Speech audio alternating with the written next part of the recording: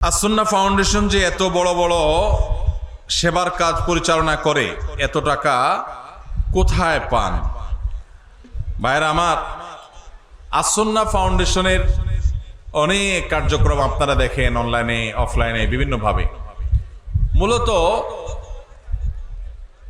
একটা প্রজেক্ট বাস্তবায়ন করতে আমরা যে পরিমাণ টাকা খরচ করি, অনেকে মনে করেন এর চাইতে অনেক বেশি টাকা লাগে। আমাদের দেশে রাষ্ট্রের সম্পদ যদি অপচয় তসরুফ না হতো, তাহলে এই দেশ শুধু রাষ্ট্রের যে সম্পদ খরচ করা হয় ওইটা দিয়েই রাষ্ট্রশূন্য হয়ে যেত, খুব বেশি কিছু লাগতো না। শুধু দুর্নীতি বন্ধ করলে,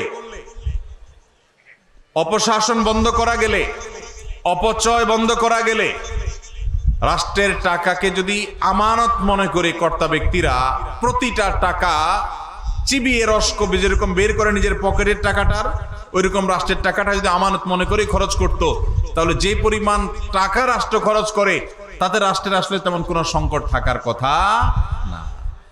আমরা ক্ষুদ্র সেবামূলক কাজ করে আমরা দেখেছি যে একটা প্রজেক্টে 20-50 লাখ টাকা দিয়ে কত যে কাজ করা যায়, কত যে পরিবারকে স্থায়ীভাবে তাদের দারিদ্র্য বিমোচন করা যায়, অথচ শত শত হাজার কোটি টাকা চলে যায় আমাদের ছোটখাটো প্রজেক্টে।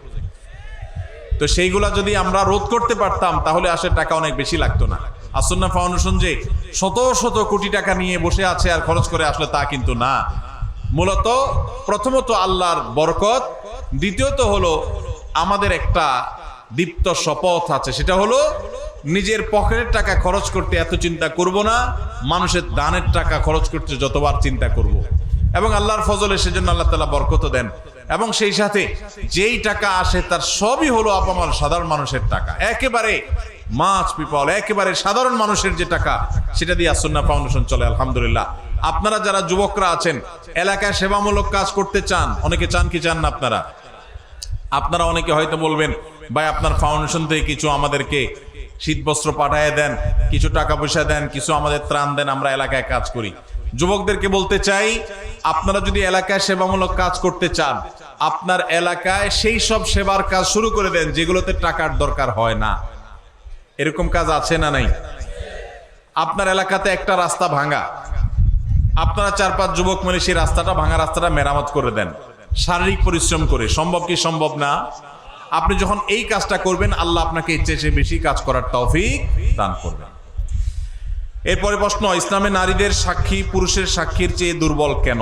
অর্থাৎ দুইজন মহিলার সাক্ষী একজন পুরুষের সাক্ষীর সমপর্যায়ের কেন? বিষয়টি বুঝিয়ে বললে ভালো হতো। ধন্যবাদ। দেখুন, ইসলামে বিভিন্ন চুক্তি, লেনদেন, কায় কারবার, এগুলোর সাক্ষ্য দেওয়ার ক্ষেত্রে দুইজন নারীর সাক্ষ্যকে একজন পুরুষের সাক্ষর সমান ধরা হয়েছে। এখন সঙ্গত কারণেই প্রশ্ন আসলো যে পুরুষ একজন সাক্ষ্য দিলে যেই কোনো লেনদেনে, যে কোনো কাজ কারবারে সেটা একজনের সাক্ষ্য হিসেবে বিবেচিত হবে, কিন্তু মহিলা যখন সাক্ষ্য দিবে তখন দুইজনেরটা একজন পুরুষের সমান কেন হবে? মহিলা কি মানুষ না? কত মহিলা আছে পুরুষের চাইতে আমলের দিক থেকে আরো ভালো, আছে না নাই? অনেক পুরুষ আছেন যিনি পুরুষের চাইতে বেশি আল্লাহর প্রিয় বান্দা। তাহলে সেক্ষেত্রে সাক্ষ্য দেওয়ার ক্ষেত্রে নারীর অর্ধেক কেন? এর উত্তর হলো, ইমাম মুহাম্মদ রহমতুল্লাহ আলাই, ইমাম আজম আবু হানিফা রহমতুল্লাহ আলাইহির একজন ছাত্র, ইসলামের ইতিহাসের একজন বড় ইমাম, ইমাম মুহাম্মদ রহমতুল্লাহ আলাই, তিনি বলেছেন, যেহেতু সচরাচর চুক্তি, কাজ কারবার, বাহিরের লেনদেন, এগুলোতে নারীরা উপস্থিত থাকে না, সচরাচর মেয়েদের উপস্থিতি সেসব জায়গায় থাকে না। একটা চুক্তি হচ্ছে, একটা লিখিত হচ্ছে, সেখানে মহিলাদের উপস্থিতি সাধারণত কম থাকে, পুরুষরাই থাকে।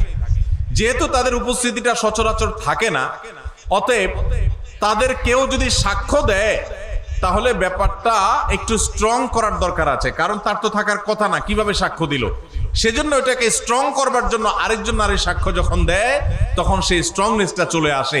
শুধুমাত্র ওই সাক্ষ্যটার মধ্যে স্ট্রংনেস আনার জন্য দুইজনকে সেখানে একজন পুরুষের সমান ধরা হয়েছে। এখানে কোনো মর্যাদার তারতম্য বোঝাবার জন্য নয় যে নারী তো বাহিরে সাধারণত থাকে না, যদি সাক্ষ্য দেয় তাহলে সেক্ষেত্রে মানুষের মনের মধ্যে এই সংশয় আসতে পারে নারী কোত্থেকে আসলো এখানে। এই সংশয় দূর করবার জন্য আরেকজন নারী যখন সাক্ষ্য দেয় তখন আর সংশয় করবার কোনো সুযোগ থাকে না। তাহলে এখানে মর্যাদার কোনো পার্থক্যের জন্য এটি করা হয়নি। এটা আমি মোহাম্মদ রহমতুল্লাহ বলেছেন, আর অনেক ইমামগণ অনেক ব্যাখ্যা দিয়েছেন।